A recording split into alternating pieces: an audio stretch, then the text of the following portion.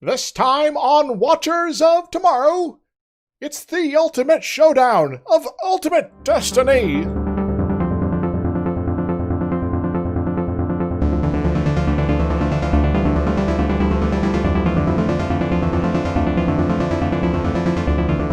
Hello everyone, welcome to Watchers of Tomorrow, the sci-fi review and critique show where we're putting the humanities back into science fiction. My name is Gip and I am joined as always by my friend and co-host Dr. Isix. Hi. And this week was one of the most famously weird episodes. I am willing to bet that most people who are not intimately familiar with Star Trek the original series know of this episode, but only because of a character who is in it and don't know anything else about the episode. Yes. I was kind of in a similar boat myself, actually. This is what I think thought I'd seen too. Part of it before this, but yeah. I'd heard of this. And then every time we saw Kirk fighting something on a planet, every time that was the preview, when Kirk fights the Gorn, it was oh, this is the one, because this is when he's going to show up. And then it's no, and then we saw the Paradise Syndrome thing, and it's Kirk fighting the giant hairy mammoth-y Sasquatch dude. It's oh, is this the one where the guy shows up? Because I know there's this weird team-up fight coming. And it's no, it's not that one. And then it's this one, and he's just there. And so we got Kirk, Spock, Surak, and Lincoln of Abraham fame. Abraham Lincoln. Yes. And Surak, who's Vulcan Jesus. Yes. Yeah, well known for his pacifist ways and, being all logical and non-emotional. Yeah, which go together for some reason. Yes. Because Vulcans, I guess. Mm-hmm. I don't have it in my notes, so I'll just say, because I'm staring at it on the screen. The Surak guy is the father of Vulcan philosophy. And Vulcan philosophy, apparently, is named Nom. Nom. Nom. Nom. Nom, nom, nom. Yeah. Nom. The philosophy is named after eating a thing. Nom. Well, maybe it's because they're eating their emotions and they're digesting them in a safe manner. Yeah, that's the only difference. That's why they have such a thing about him being half human, because the Vulcan metabolism just lets them constantly stress eat their emotions. There you go. And so Spock has to be a little more careful on that front. Yeah, he can't eat as many Doritos to hide his feelings as the other Vulcans can, because he's going to get fat. So, being a Starfleet officer gives him a lot of exercise to help burn off that fat. So, we got some characters this week. Yes, so our guest stars. I included a lot of guest stars. There's a lot of people in this, and I decided to just include everyone, because sometimes I've missed some important characters by trying to streamline it. So, yeah. First is Lee Burgee. I don't know how to say this name. Berger? Yeah. Lee Berger as President Abraham Lincoln. Wait a moment. Lincoln? Lee? I think he's going to be having internal conflict then. Maybe some sort of self-civil war. Anyway.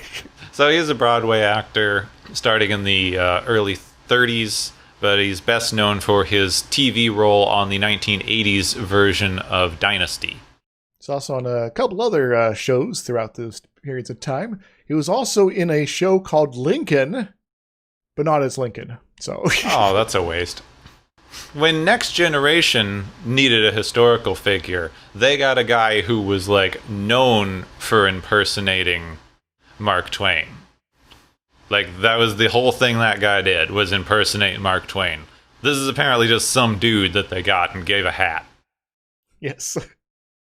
So, I don't know, he seemed, they're trying to make him sort of come off as tall, but Lincoln was a little taller than this guy, I think. Yeah, Lincoln was almost 8 feet tall. And he wore a giant hat. So and he had a high squeaky voice. The tallest person in the universe, yeah. All right, we also have Barry Atwater playing Surak, who was popular in guest starring roles in this period, just like everybody else on this was in Wild Wild West, Twilight Zone, Outer Limits, Man from U.N.C.L.E., you've heard it before. Yes, and the FBI, just Oh. like Lee was. Philip Pine is playing Colonel Philip Green, a dude we've never heard of before or since. He was another regular in guest spots from the 50s to the 80s. He was on Outer Limits, Voyage to the Bottom of the Sea, Twilight Zone, Rag and Train. The usual suspects there. Emergency, the Hill Street Blues in the 80s, all the way up there. And Quincy. Errol Balton, Chief Security Guard. Unnamed, but Chief Security Guard. Yep. Whose interest apparently is a senior staff member. Is introduced as a senior staff member. But this is the first time I've ever seen this guy, so... He was in a lot of B movies in the 70s and 80s and TV guest spots up into the early thousands or whatever we're calling it. Also, oddly enough, he was on a security guard on a show called Good versus Evil. That's interesting. Yes. We've got 3 people I'm going to run through really quickly because they are all stunt actors, but it's kind of nice that they got to do something.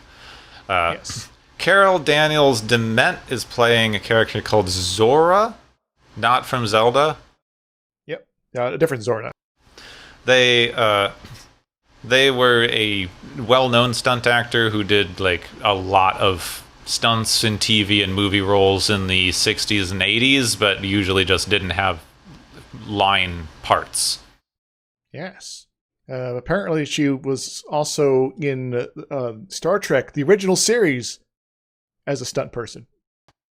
Yeah, I think like most of them were. She was in like the Menagerie. The next guy, Robert Heron, who plays Kales, is also a stunt actor who previously played the guy Sam, who was killed off in Charlie X. Oh yeah. He was also the stunt double for Jeffrey Hunter in the original pilot. And that was Pike, yes? Yes. Though this guy, I mean, they just do not care in this era of TV if the stunt actors look anything remotely like the actors. If they need a different hair color, just put a wig on them and then no one will tell the difference. This guy is twice as big as either Kirk or Pike. Mm-hmm. Then we have Nathan Young playing Ghengis Khan. He was a Chinese-American actor and stunt person, doing both acting and stunts in shows like Kung Fu, MASH, General Hospital, Starsky and Hutch. Also on something called Baby. Finally, we've got Bart LaRue, who's the voice of Yarnik. Yarnik. I don't think this character is ever introduced by name. I don't think so. The Yarnik, voice actor for contemporary shows like Mission Impossible and The Brady Bunch. Wait, he was also a giant rock monster in the Brady Bunch? Yeah. You don't remember that episode where No. Is Jan a Brady? I don't remember the Bradys. The one where they made too much spaghetti and then threw it on a giant rock monster and then it's caught the house on fire and they learned a lesson about the duality of man. Yes, there we go. Yes. Okay, now it's kind of classic Brady Bunch episode. Woo. Finally, somebody who we've seen several times before is Janos Prohaska. Janos, Russian name. Prohaska. Who we've seen playing he played a bird in human, like a bird human in The Cage, apparently. Like a bird dude in The Cage in the original, like, pilot episode, and in the, like, Menagerie. He was, like, a giant bird guy in that. I didn't know that. Maybe it was during the Orion dancing scene. There's a bunch of random people in the background. Either that or one of the, like, other specimens that they have in the, like, museum-y area. So I didn't know he was in that. He also played the devil in The Dark. Yes, the Horta. And then, as I mentioned before, in the big monkey. Yeah, the big monkey, the Mugatu, which I was wrong. That was in Private Little War, not in Paradise Syndrome. Also, apparently one of the most appearing guest stars in original series. Like, he's been in more episodes than any other recurring guest character. Just a Because collection. like basically the only one who's not on the crew is Mud, and he only showed up in 2 episodes. This person's been in like 4, just as various aliens. Just put him in a costume. No one will notice. It's kind of fun. He was just the go-to dude for like animal acting. Yes, we need a monster of some sort, and put this guy in a suit. Okay, I did it last time. Well, that's cool. You know what you're doing then. Yeah. Sure. Yeah. All right. All right. This episode is going to be a mess, so we should jump in. All right. Where do we begin? We begin in orbit of a lava planet. Neat. This place is completely hostile to all human life. They are investigating completely impossible signs of life that were reported on the planet. So, is there maybe a crashed spaceship, perhaps, or a Something. underground civilization? They say that there are like space rumors. Basically, it's a space legend. Ah, one of those planets. Just as they're about to leave, the ship is scanned by something. Well, you guys could have said hello earlier. It's completely juvenile, but they said they were being probed hard and fast. Oh my. Yeah. And all of a sudden, giant floating Abraham Lincoln, sitting in a big leather chair, appears in space in front of them on the view screen. So, are we on drugs? I think this might be one of the side effects of that sort of thing. Yeah. All of a sudden, there's this giant floating Lincoln without anything. Out in space, apparently. He even calls it out. He goes, "You're not going to believe this, but yes, I'm definitely Lincoln." Believe me, for reals. And also, they're going to be over his position in about 12 minutes, and they can beam him aboard then to discuss whatever's going on. And as soon as he disappears, a small area of the planet, conveniently about 12 minutes away in their current orbit, suddenly becomes Earth-like and habitable. Well, that's convenient. Wait a moment, is this planet like covered in a weird like cloaking device sort of thing? And there's like a whole bunch of historical figures there just kind of hanging out. They've been abducted by aliens, stuff like that? Oh, that would have been cool. That'd be like Requiem for Methuselah and Lincoln. Yes. Alternatively, it'd be like Dracula from Dr. McNinja, who has a moon base. He keeps a bunch of historical figures there alive forever. Kirk orders that the senior staff report to the transporter room in full dress uniform for presidential honors. Oh, cool. So, like, Federation president sort of honors here, or like somebody else's president? Because pretty sure the United States doesn't exist at this point in time. Yeah, they don't specify. Probably Federation president, though they play Hail to the Chief. Which is a little corny, but I guess it works. Kirk and the senior staff greet Lincoln when he beams aboard. Lincoln is amazed at the wonders of future modern technology, including the transporter and the taped music. How is there not a band? Oh my! Holy smokes! I've just transported through the from a planet to a spaceship, and I'm surprised that there's not a band. Okay. Oh my! Your ship flies through the ether of the unexplored domain of God. Yeah, that level of junk. Yes. McCoy examines him to find him completely human. So fine. Is he more human than human? Kirk, Spock, and Lincoln head off to the bridge, while Scotty and McCoy are like, "Hey, just before I beamed up this Lincoln dude, he looked like he was a giant rock with claws, but then, he's Lincoln, so maybe fine." We're probably okay. He's Lincoln now at least, so Yeah, he's currently Lincoln. So, as soon as Lincoln gets to the bridge, he meets Uhura, and he says racist things to Uhura. Whoops.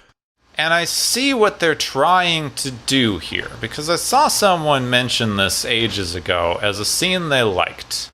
Because what they're trying to do is have him say something racist, and be like, "Oh, sorry, that was racist," and them all to go, "What the heck is racism? We're so far beyond this that it doesn't even make sense that anyone would be bothered or offended."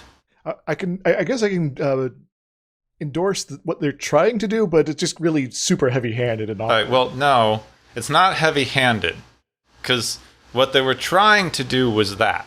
What they actually did was have her say, "It's okay, I've learned to not be offended by things now, because I'm secure in who I am. And that is apparently how we fixed racism. It's a little more complicated than that, guys. Because the key to fixing racism is for the people who are being systematically oppressed in a racist system to be okay with themselves. It's not how things work. Oh, come on, 60s people, get better. Yeah. And then Kirk gets to have a speech about how the Vulcans figured this out before they even did. And oh my god. It's their entire philosophy is about being okay with who you are. It's like they hit the 90s self-esteem thing early. I'm good enough, I'm smart enough, and gosh darn it, Vulcans like me. So yeah, that's the actual problem here. Not the thing they were trying to do. I'm sure there'd be a way to pull that off. It's nothing like what they did here, because what they did here was blame people who are suffering under a systematically oppressive system for their own oppression. Which is kind of bullshit. Okay, so, we say the thing about the Vulcan philosophy. Lincoln goes, oh, I know about Vulcan philosophy, but I don't know how I know. Also, I know you're going to meet a Vulcan down on the planet. He's cool, probably, but I can't remember who he is. Well, that's kind of weird. Does everyone that's living down there just have terrible memories where they just kind of get impressions that they know things or something? What? Yeah. Well, every now and then he's like, here's a thing that's plot relevant. How did I know that? We don't know. How did you know that? So, Kirk and Spock leave Lincoln to roam untended around the ship, apparently, and go to the briefing room. Yeah, well, they do this occasionally. Some days they're like, we're going to actually do our jobs here. Other times, like, it's Lincoln. He might be an alien entity of some sort, but we don't really care because he's cool. Oh, once there, McCoy and Scotty are like, why are we doing this? Why are we treating this random imposter dude like he's the president? Everyone thinks you're crazy. Yes. And Kirk goes, well, we have no idea who this dude is, and we should play along because he might be powerful enough to, destroy the ship if we don't take him at his word. All right, well, we don't really have much in the way of evidence that he's a superpower being like that, but other than existing, but... Yeah. Yeah. Spock thinks it's perfectly clear that whatever's going on impersonated Lincoln because Lincoln's always been a personal hero to Kirk, as we've heard so many times. Can't stop talking about Lincoln. Lincoln this, Lincoln that. In his captain's logs, he wants to call them Lincoln logs. Those were the most boring toy. I had fun with them, though. Yeah. Anyway. So, since Lincoln's invited them down to the planet, in order to figure out what's going on, Kirk and Spock want to beam down, but Scotty points out that that's a ridiculously bad idea because it's a weird change to the surface that they have no way of knowing if is real, and they might beam down onto a lava planet where they will immediately die. Yep. So, don't do this. It's really dumb. And Kirk goes, our whole mission is to do this whole seek out life thing, so off we go. Bye. Scotty, you're in charge now, I guess. Yep. So, Kirk, Spock, and Lincoln beam down to the planet. There is no lava, but also they don't get to keep their weapons or tricorders. Oh man, all our gadgets. Lincoln has no explanation for what's going on because he's dumb. But he still believes that he is Lincoln. Nothing but Lincoln over here. I'm Lincoln, guys. Also, here's, Spock's hero, Surak, founder of the modern Vulcan way of life and pacifism and controlling your emotions. Surak's a little smarmy, but, we can forgive that. Also on the ship, they started losing power and don't have any control of the engines, so that's neither here nor there. Yeah, what's happening on the ship is only kind of marginally important at this point for the rest of the episode. Surak and Spock exchange pleasantries for a bit, and then a nearby boulder turns into a large creature with light-up eyes and claws. It introduces itself as one of the natives of the planet, and the reason that they've been invited here is to participate in a study they're performing on the nature of the concept of good and evil. They apparently don't have this concept in their society, and they find it deeply confusing. So in order to understand it, they've brought Kirk, Spock, Lincoln, and Surak here to be the good guy team. And then all of a sudden, 4 other humanoids appear. Ghengis Khan, the Klingon Kahless, who is introduced as the progenitor of the Klingon way of life, Colonel Green, who's apparently some human dude who did genocides. Yes, in the early 21st century. Wait a moment. That's right now. Oh, gosh. And Zora, who apparently did some sort of genetic experimentation on people somewhere. So, evil scientist lady. Yeah. So they're here to fight, basically. They even turn on the view screen on the Enterprise so people can watch. It's the Gorn all over again. Yes. We want to make sure that the rest of the cast has something to do while you guys fight to the death here. Don't worry about it. So that's it. Fight to the death. Go. Prove which philosophy is best. Kirk and Spock refuse to fight. They have no way to leave, though. And even Lincoln tells them there's nothing they can do until the rock people let them go. All right, Lincoln, you're probably in on their side, but we'll keep pretending you're on our side. It's okay. Colonel Green approaches to kill Professor Plum in the library with a wrench. No, that's Colonel Mustard and Mr. Green. Wait a moment. This is their love child. Mr. Green joined the army and got promoted.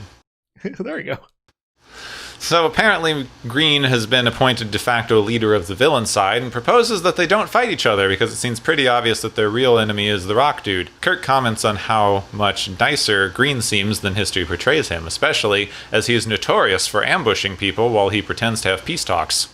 Well, I guess while we have this peace talk to try to team up against the rock monster, you won't betray us, will you?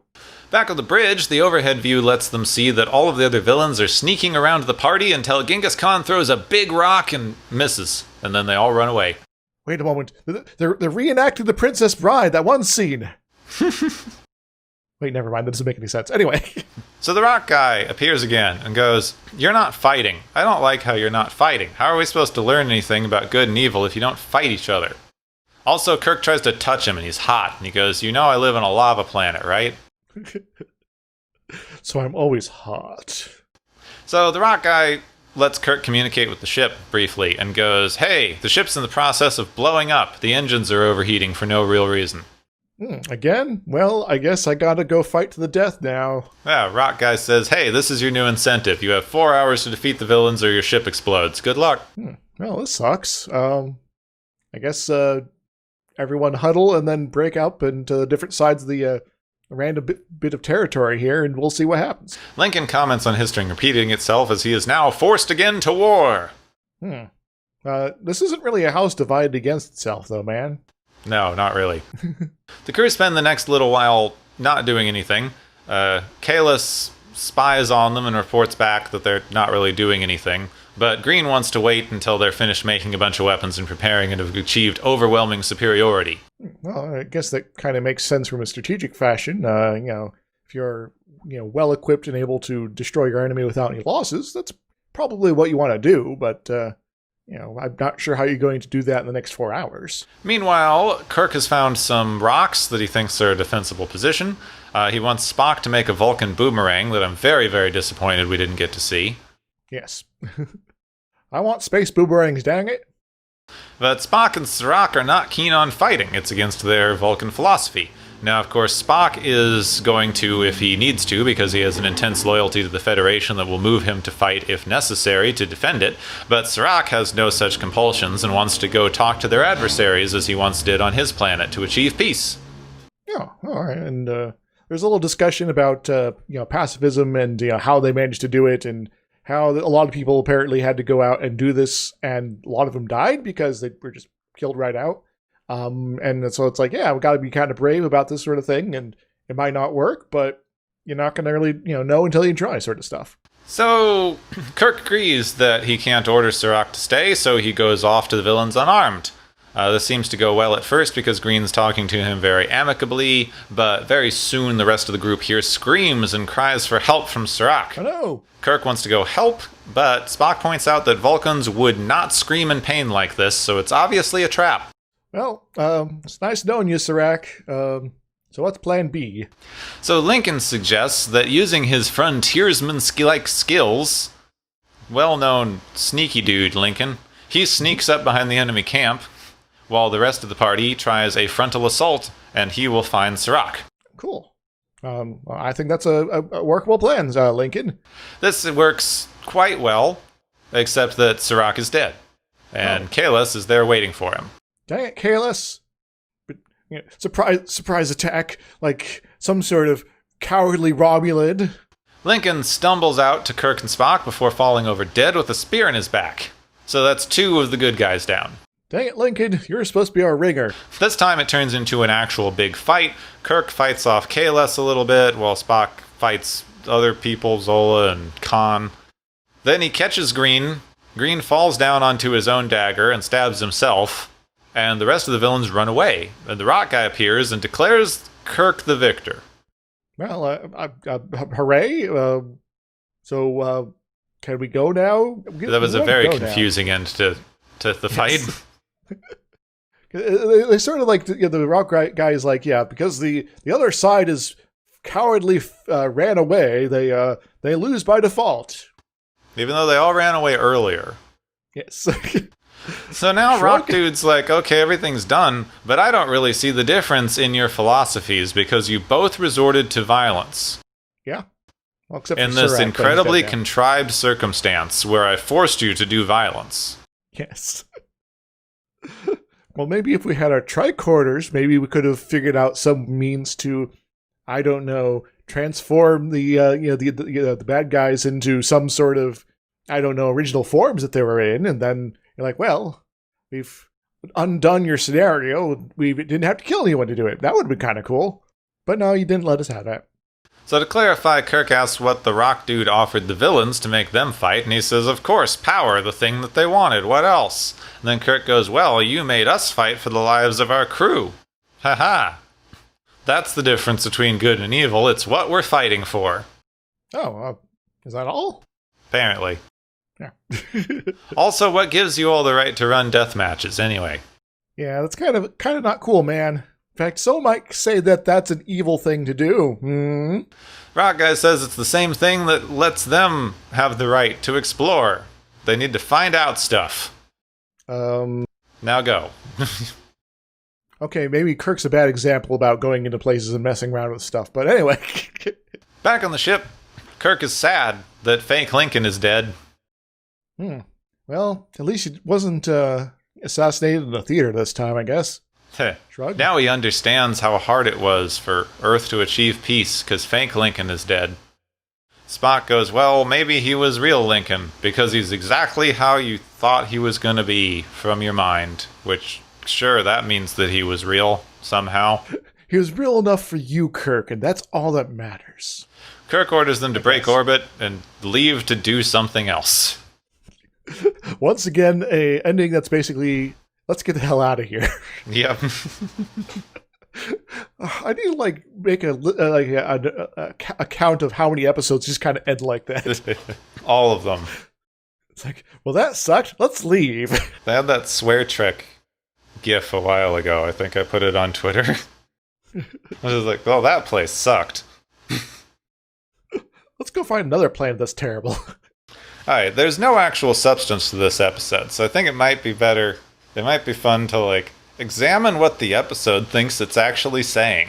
About good versus evil? Yeah, because it's weird. It's interesting. It's setting up what is supposed to be a, deeply philosophical point on the difference between good and evil, the, two supposed dichotomies of human nature itself.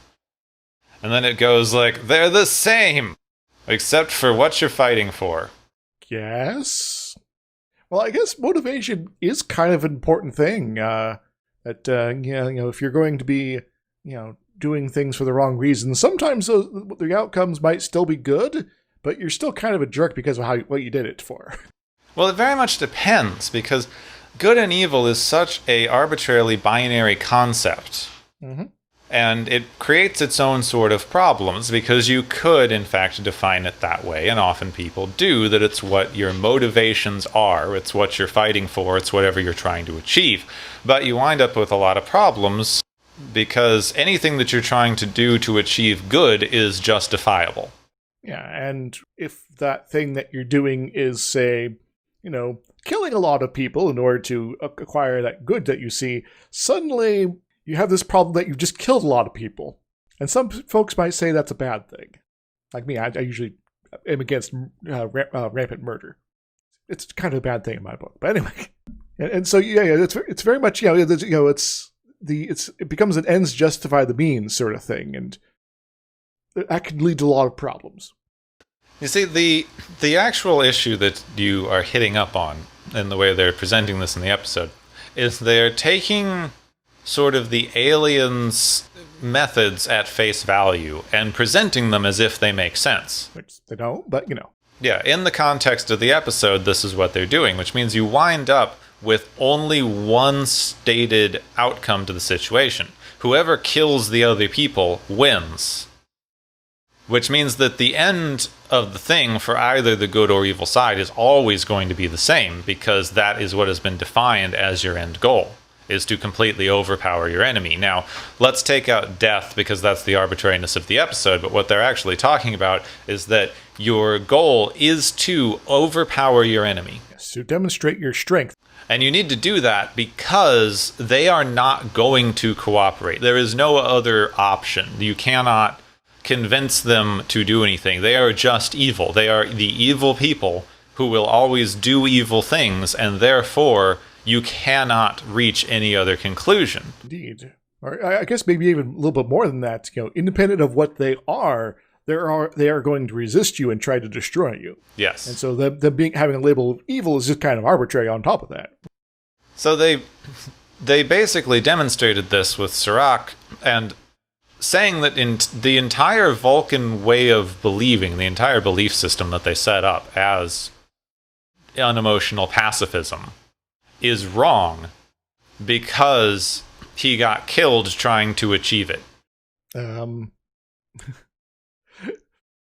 Once again, it's now the outcomes are justifying the want, I guess. Yeah, it's basically a comment on pacifism. That pacifism is useless because you are unable to defend yourself against someone who is willing to employ violence. Surak could have just tried to leave, right? Yeah, well, this is like this is an argument against total pacifism, which not very many people argue for.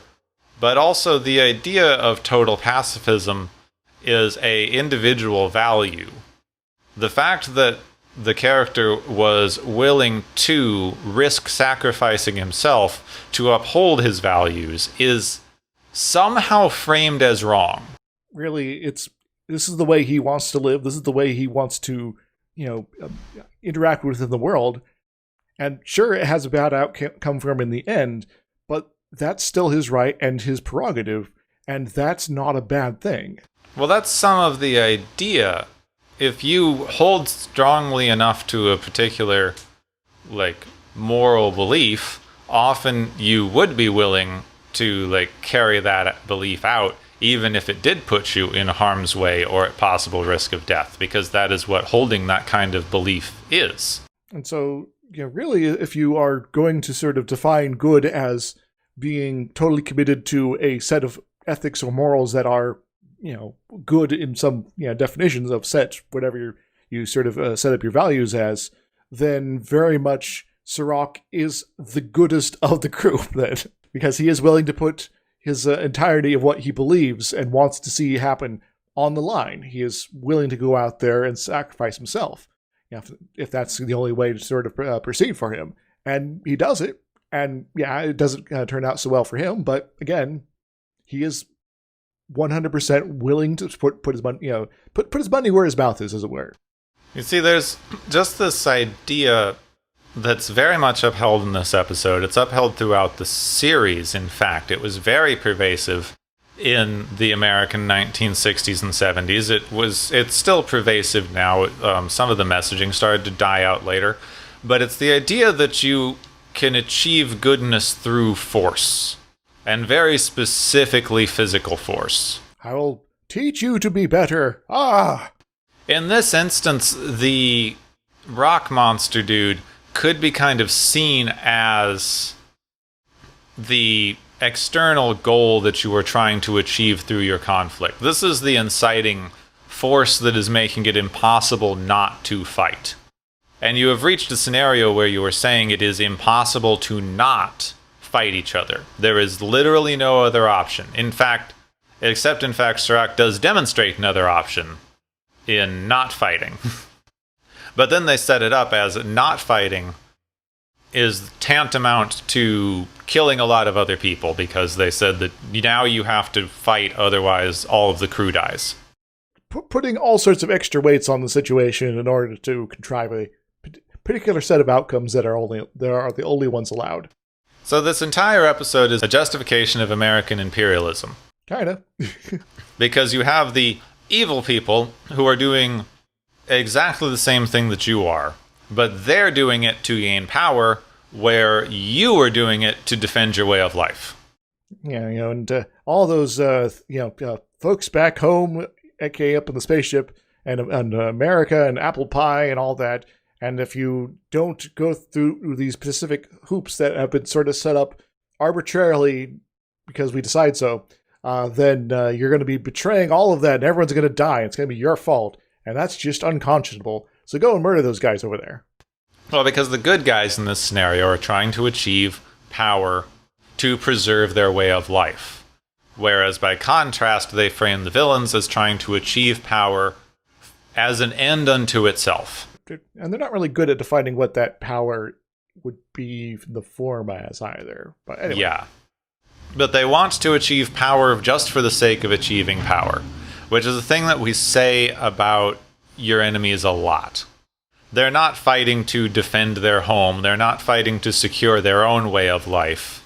They're fighting to achieve a undeserved amount of power. Yeah, never mind if they're like, this is their country and they live there, and yeah, sure there might be situations that we don't much like as outsiders, but it's still them basically trying to defend their homeland, Well, that's exactly the situation that they were trying to defend in a lot of these episodes, because this is, I think, the third episode we've hit where they are trying to defend Americans' actions in Vietnam. Which is a little weird if you think about it. Well, the popular sentiment was turning against the war during this time period. We see it as hugely unpopular now, but a lot of the things that were actually happening during Vietnam were not something that the public was greatly aware of until nearer the end of the war. You mean there was atrocities there and no one told us? That's impossible.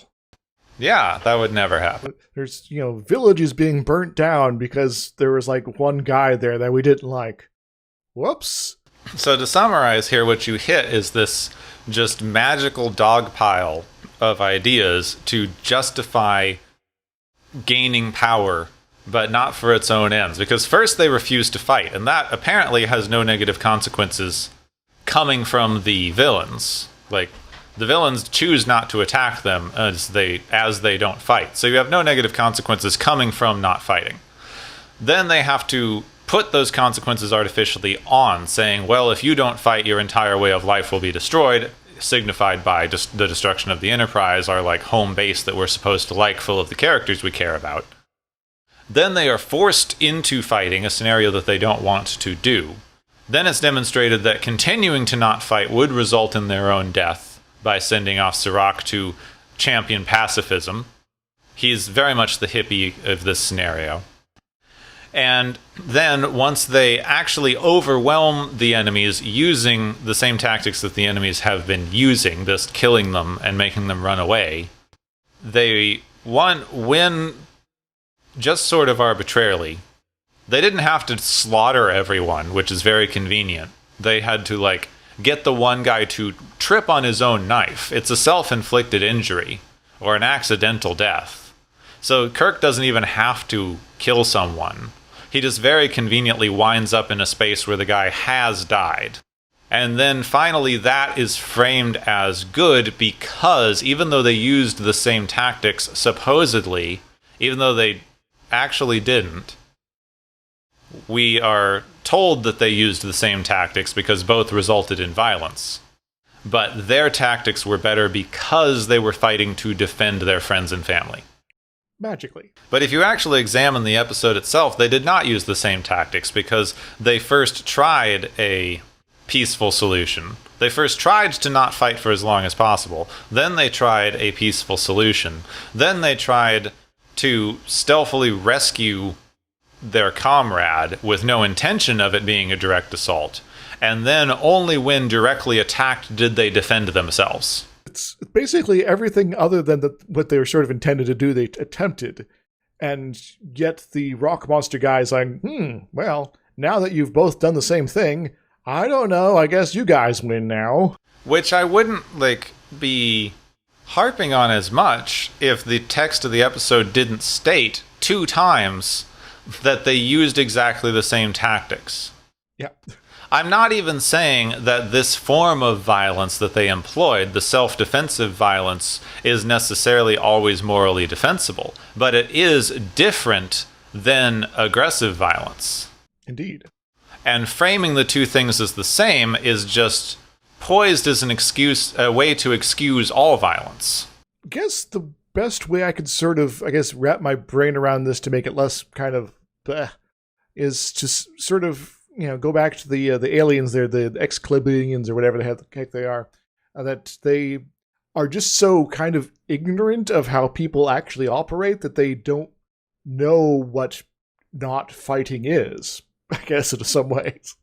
Or, how people's motivations work, or how they, interact and converse and plan. And, maybe they're assuming that no matter what, the Kirk and crew are planning to do, that it is going to be assumed that this is an attempt to overpower the opposition. And so I guess they are just sort of assuming that these things are the same thing. They just can't see the difference between passive nonviolence and stabbing somebody, I guess. But you see, the idea that this is just a misunderstanding is kind of thrown out by Kirk's not explaining it as a misunderstanding. Yes. Fine, the alien is going, I don't understand what happened. Explain to me the difference between good and evil. This is the end of the episode where the alien is going, our experiment has failed. Explain to me the difference between this important thing you're trying to explore. And Kirk does not say the way we went about the encounter was completely different. He said, look at what we were fighting for. Just sort of all motivation, know how we're carrying it out. And there's a very big consistent through line of that in a lot of, not only this, but some other Star Trek series that I've been critical of in the past. And one of the main things that I feel like gets missed is this idea that anything is excusable as long as you are fighting to uphold something. But you really cannot use that as a justification to go against the thing you are supposedly trying to uphold. If you have a hard pacifism value, you cannot kill people in order to defend your value of pacifism. Yes. It'd basically be undoing your value in the first place. So there's just a certain amount of not only what could you live with, but basically what can your value system survive. If you have a particular value system that is worth defending to you, dying instead of going against that value system makes more sense. Because if you have to betray your own values and not only personal but societal morals in order to defend them, that is not going to leave you with the same society that you were supposedly defending. And at the very least, you should be willing to sort of take the backlash and try to make amends if you find yourself weak enough to cause this violation, and to learn from this mistake and say, oh, maybe this is not something I should have done. Well, what we currently do, and this has been the thing throughout history, and they don't even touch upon that here because they are morally in the right, therefore anything they do is defensible. But the general tactic is to take a group of people, say this is our disposable group of people who we are going to send off to do morally reprehensible things, and absorb that for the remainder of the society, and then pretend that they didn't do it. Yes, and we're going to call them heroes as they do it. Well, it depends on whether they won or not. One of the chief defining characteristics of why a lot of the Vietnam War, and the reason that we think of the damage caused to people by the Vietnam War was so bad, was because it was America's first sort of shameful loss in a foreign country. A lot of the soldiers who came back from Vietnam, in addition to it having been a just horrifically run conflict where a lot of trauma was incurred, they were then blamed by the society at large for losing. And so you're no longer the heroes. You are now the cause of all the actual problems that we now have. So in the thing that they are trying to defend in this way, the actual end of that conflict was for us to take the people that we were already unfairly trying to put all of this reprehensible stuff onto so that the rest of society doesn't have to deal with it as a concept and tell them that they did it wrong. Like, only if you had done ... then everything would have come out okay, and we would have been victorious. And because you have failed to do that, you are now not acceptable, and thus you are totally morally to blame for all this. I feel like this episode just ticks me off. Anytime that they're trying to defend the Vietnam War in this show, it's always a little weird. But this episode in particular ticks me off for that, because they're saying that the things they're doing in Vietnam are defensible. But then later we will, like, ruin so many people's lives in this country because we, like, blame them for the loss, and we never actually have to, like, help them deal with the fact of the things that we made them do in the name of defending our country. I'm having some flashbacks to that one movie, Across the Universe. Did you ever see that? I did. It was fine. Very weird hanging device for Beatles songs. She's so heavy. Anyway, so Vietnam War was definitely a ridiculous scheme that was poorly managed and is generally kind of inexcusable, honestly. It was just kind of trying to maintain a status quo that was indefensible, and we, as the American public, didn't really understand what the heck was going on. And the people that were supposed to also kind of didn't either. And so, but they did know that we had to fight the commies, so let's keep doing that, and we will be victorious because we are America, and we do have these people that we are going out there to sort of fight this battle for us. And they are, morally upstanding people that can do no wrong, and, they were unable to be successful, now they're on the outs. And it's just such passing the buck there. It's just so ridiculous and frustrating.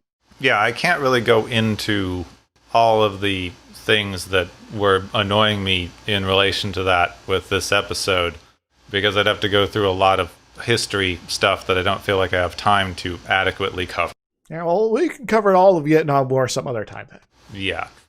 Well, that was basically all I had. I wanted to, cover the actual things that the episode itself is saying, because it's not, the things that it's trying to say are very different from the things that it actually said, as we already covered about midway through with their weird racism thing.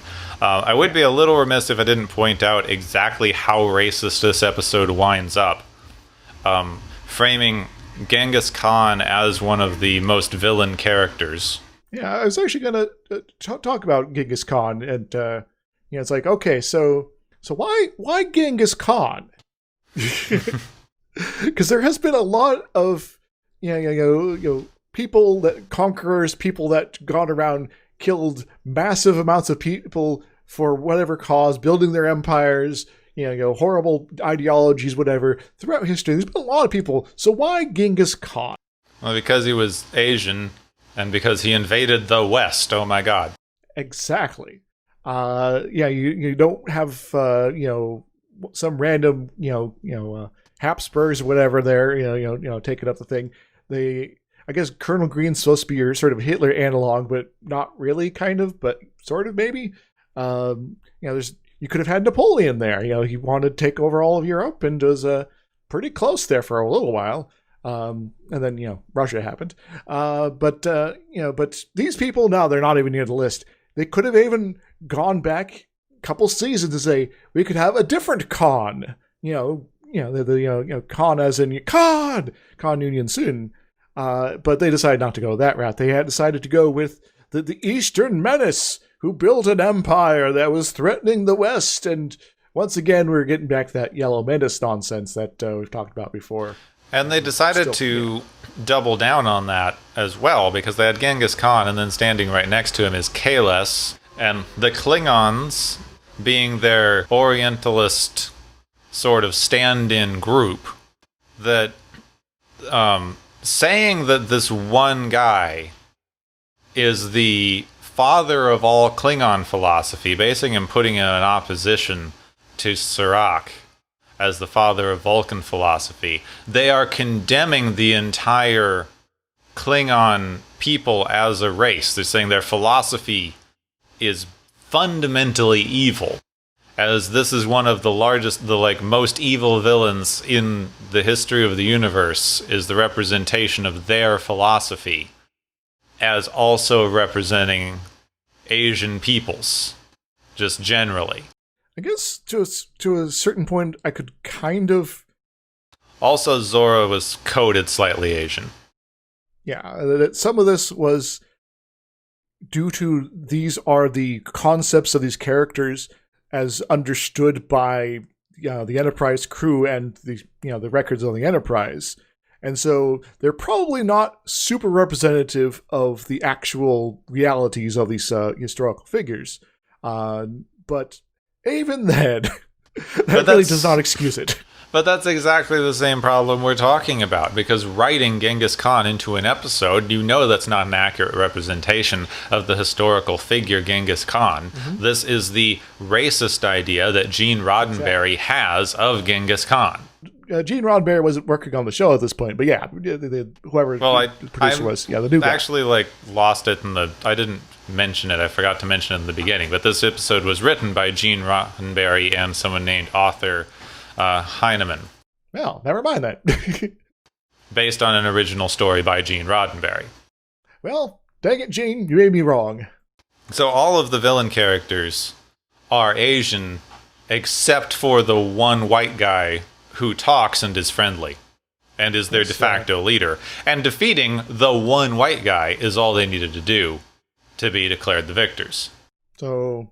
yeah, it's the race politics here is a little obvious.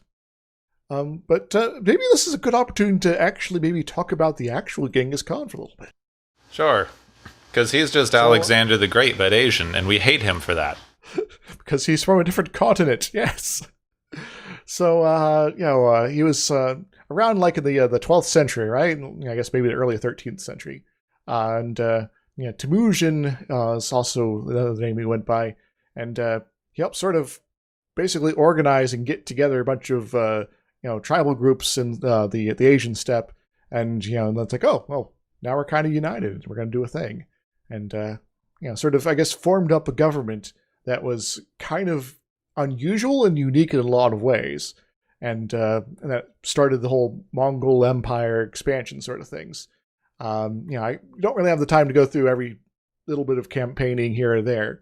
But long story short, crossed a large section of the Asian continent, but it was not the guy in charge still when I guess it was at its peak. I think that was Kublai Khan, right?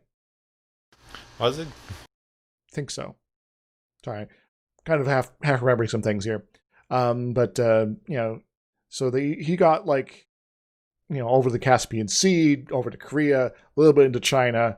But wasn't, hadn't established the Yuan dynasty, that sort of thing yet.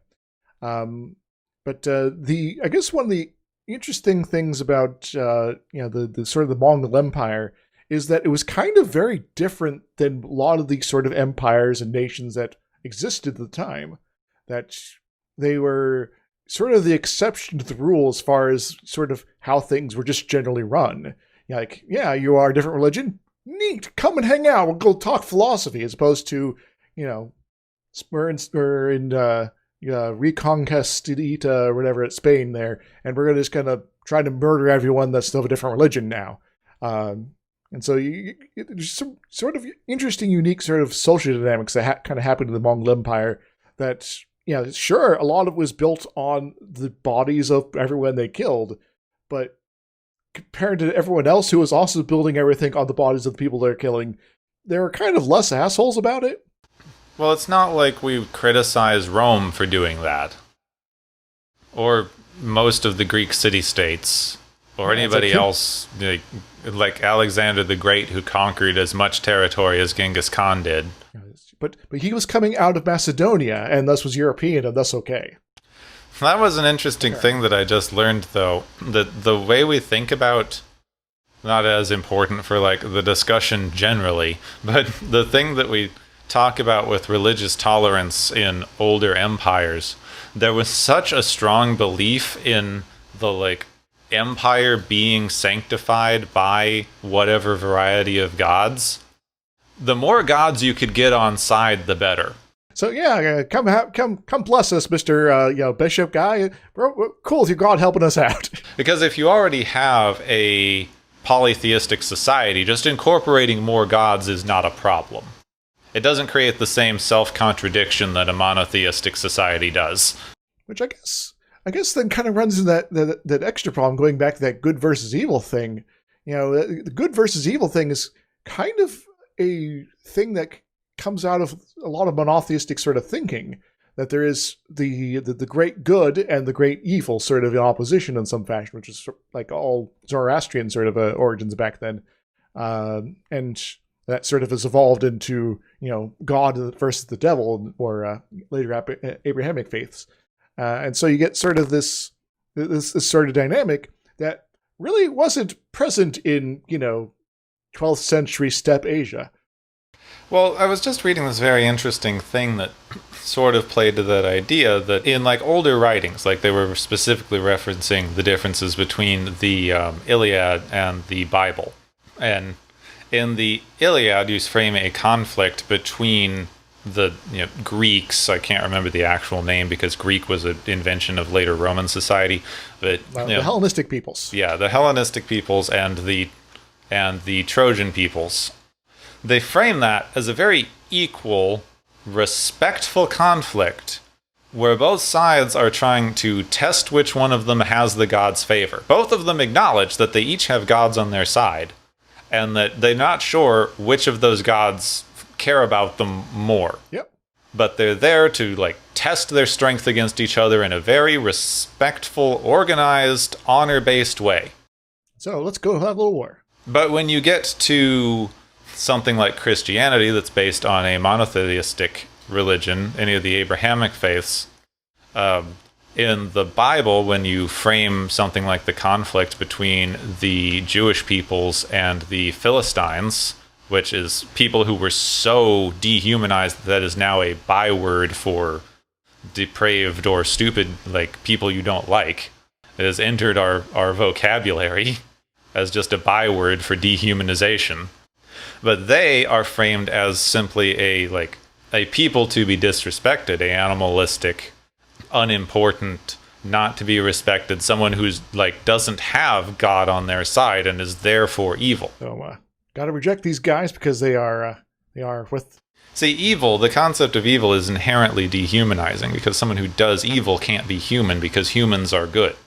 And so, if you just slap evil on everyone you don't like, suddenly you don't have to treat them as actual people anymore. Yeah, it's pretty easy. It's a label I don't like to put on people. I might put it on specific actions, but it's very problematic when you actually apply it to people as in this is an inherent quality of them, because that's not actually true. It's so difficult. I will still use the term, but I'll even often try not to apply it to actions, because that just leads so easily into our modern way of thinking of applying it back on the people. Yeah. You can look at the action and say, how harmful / beneficial was this action to what variety of people? And try to examine it that way. But yes, putting this intense moralizing on these ideas it's leading to a lot of problems when we can just write off groups of people as bad or evil. And then if you buy into this idea, you lead to the other problem that you, as a person, of course, are not evil. You would never be evil, since evil is a binary against good. You personally could never be evil, and therefore anything that you do must not be evil, and anyone who does a similar thing to you must also not be evil. But Gepwin, I'm evil, right? We get this wonderful Disney villain idea of evil, where an evil person does evil things for the fact of being evil. Yes. They have no other motivation other than to enjoy being evil. I believe the iconic sort of version of that is actually being the merciless from Flash Gordon. Yes. Yes. You're twiddling your mustache and going, "Mwahaha, I'm doing this for the evils." Which is a whole other thing with Flash Gordon. But anyway. Well, you get exactly the same thing in this, who also all have mustaches except for the one character who has eyebrows. Mm-hmm. I guess Green doesn't, because Green gets to be the white dude. Green is the, I guess, respectable version of evil in what they're trying to sort of do here. Ugh. I guess maybe it is also maybe trying to be charitable again here. Sorry, you can feel free to stop me here. That a demonstration that evil can also be a white guy. Sort of. Yeah. But he's very nice about it. It's also very, it was very disappointing that they didn't go with the let's all team up together and learn that we're not actually all that bad together as good and evil, and like defeat the rock dudes, and then they go, oh no, what's the difference in good and evil? It's like, it's that you tried to do this thing. You're the evil one. Learn from that. Yes.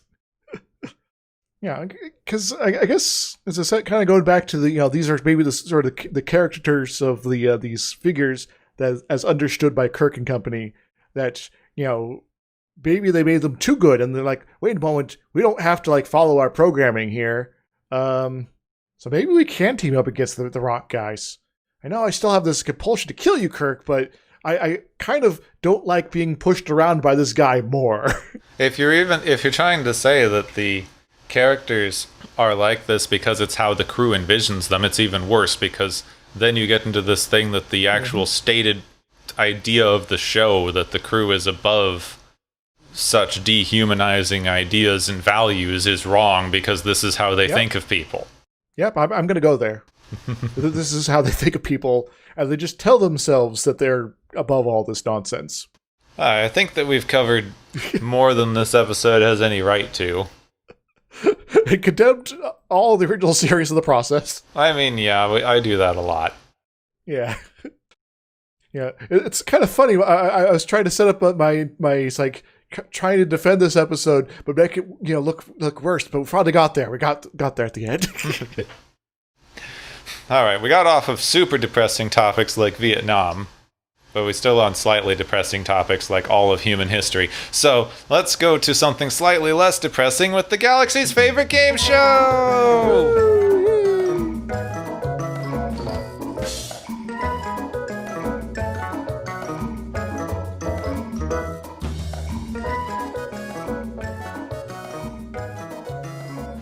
Hey everybody, welcome back to the game show portion of the show. I hope you're having a good night out there today. Everyone's socially distancing. I hope they are. I'm wearing a mask, maybe 15 of them, just to be safe. But this time we got some points racked up here from various contestants. We got a lot of contestants this week, but we got a few prizes to hand out all the same. We got, first off, the first prize is the sufficiently advanced alien, which goes out to the Excalbians for being able to magic up people out of apparently nothing, or maybe themselves. It's not entirely clear. Also to terraform large sections of the planet without much of a hassle at all. What do they win, Gapwin? They win a resort hotel to manage on their own planet, because they've got all this stuff and they haven't set up some sort of like vacation destination planet. That could let them learn more about human existence than any weird fight to the death. And they can make their own hot springs just by sitting in them. That would be glorious, I think. Ho-ho. I'm actually also having a flashback to an episode of Doctor Who from this last season. Anyway, our second award is the Ultimate Showdown Award, which goes to basically everyone that wasn't the Excalbian on the planet, I think, maybe, representing the ideals of, or something, of good and evil, maybe. Anyway, the aliens say they got to fight to the death, so time to fight to the death. What do they win, Captain? They win signature weapons, because one, I'm still disappointed by the Vulcan boomerang not making an appearance. Don't mention the boomerang if you're not going to give us a boomerang. Yeah. But also there's a reason that everyone remembers the Kirk-Spock showdown and nobody remembers this, and it's because they had signature ridiculous weapons. Indeed. I know the Batleth didn't pop up until much later, but this will be a great opportunity to have it show up for the first time, Our last prize is the Ass-Kicking President Prize, which goes to Abraham Lincoln, but not just the one in the show, also the real one that actually existed, for beating up all the Confederates and showing them who's boss. Yeah! What does Abraham Lincoln in all his incarnations win, Gepwin? Oh, just theater tickets. That's awkward. Moving on, I'm out of prizes here. Take it away, Gepwin. Thank you, everyone. Thank you, all of our contestants, for joining us and not dying in a pointless fight to the death to codify two needlessly arbitrary concepts.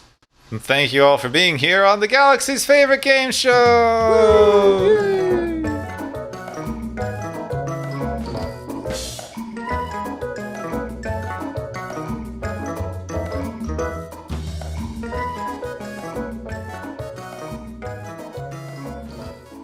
So, is next week less arbitrary?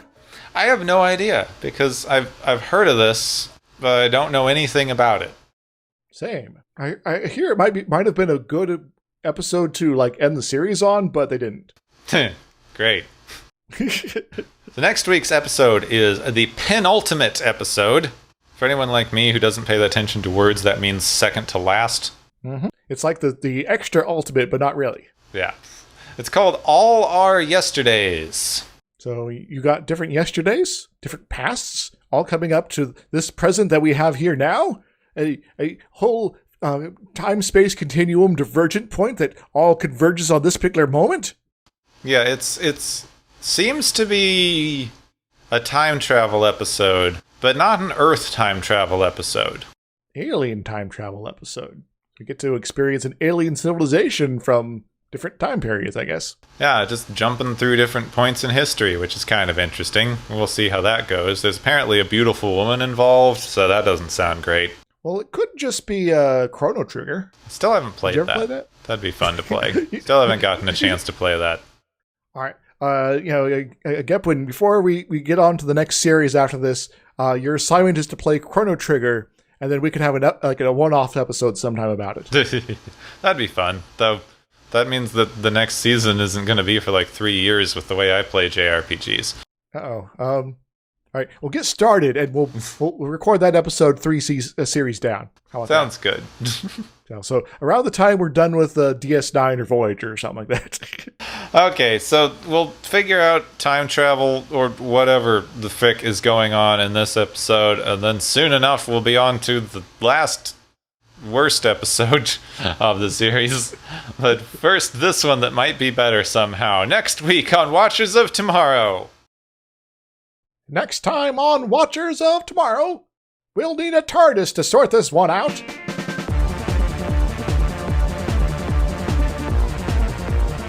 You have been listening to Watchers of Tomorrow, a podcast on science fiction media.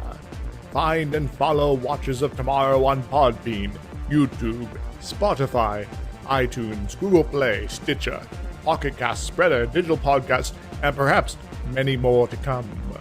If you enjoy our podcast, make sure to subscribe for more. And where possible, make sure to rate your experience or leave us a review. You may find Gepwin on youtube.com/Gepwin and Twitter @Gepwin. You may find me, Dr. Isix, on youtube.com/Dr. Isix and Twitter @IsixLP. Music is Waveform and Mori's Principle, both by DRKRN. You can also check out the Watchers of Tomorrow Discord channel.